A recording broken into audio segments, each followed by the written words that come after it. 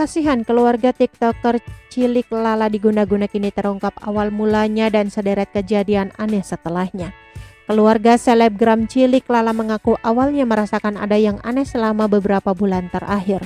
Rupanya hal ini berawal dari ibunda Lala yang sempat mendengar suara ledakan di atas loteng rumahnya.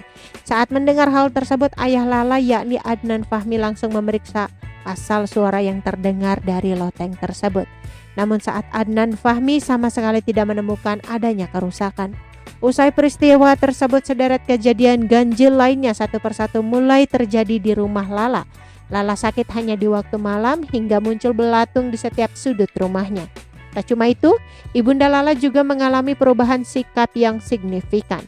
Ia yang semula sabar dan penyayang menjelma menjadi sosok yang pemarah hingga meminta cerai ke sang suami. Bahkan Lala menjadi sangat takut dengan ibunya sendiri.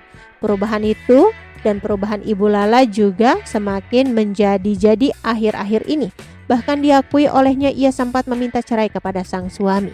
Keanehan tersebut diduga terjadi karena ada orang yang sakit hati dengan keluarga Lala dan mengirimkan ilmu hitam atau santet. Selain itu, Lala juga diketahui kerap mendengar suara seperti orang yang sedang menggergaji di atas loteng rumahnya. Soalnya ada sesuatu Lala dengar seperti suara gergaji. Setiap jam 1 malam kita dengar suara orang gergaji sama nyapu dari atas loteng, ujar ayah Lala. Lala juga mengaku selalu sakit saat malam hari tiba. Paru-paru Lala sakit, lalu Lala selalu tutup telinga, ucap Lala. Meriang, demam, perutnya juga sakit, imbuhnya. Namun anehnya penyakit tersebut hanya dirasakan Lala di waktu sehabis azan maghrib.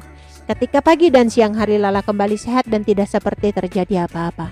Ayah Lala lalu bercerita sebelum keanehan tersebut terjadi, seluruh anggota keluarganya bermimpi hal yang mengerikan. Sebelum kejadian seperti itu saya punya 5 saudara kandung. Nah, kelimanya itu memimpikan kita celaka, ucap ayah Lala. Lebih jauh saat diruqyah pun oleh Ustadz Faizar, sosok Oci ibunda Lala ternyata bereaksi tak terduga. Di saat Ustadz Faizar melantunkan ayat-ayat suci Al-Quran, ibunda Lala tersebut justru merasa badannya terasa sakit dan kakinya panas. Tak berhenti sampai di situ, ibunda Lala lalu seperti orang yang kehilangan kesadaran. Ia menangis dan berteriak meminta Ustadz Faizar berhenti membacakan ayat Al-Quran. Setelah prosesi ruqyah selesai, ibunda Lala mengaku kala itu dirinya mendengar semua pertanyaan dari Ustadz Faizar, namun dirinya tidak bisa menjawab. Sosok yang berteriak meminta Ustadz Faizar berhenti meruqyah diduga sebagai jin. Ustadz Faizar lalu menyarankan ibunda Lala untuk lebih meningkatkan ibadahnya kepada Allah. Karena menurut Ustadz Faizar hanya Allah yang mampu memberikan. Oke teman-teman, itu sedikit berita dari channel Vlog Berita. Sampai ketemu lagi di berita-berita selengkapnya. Assalamualaikum, bye-bye.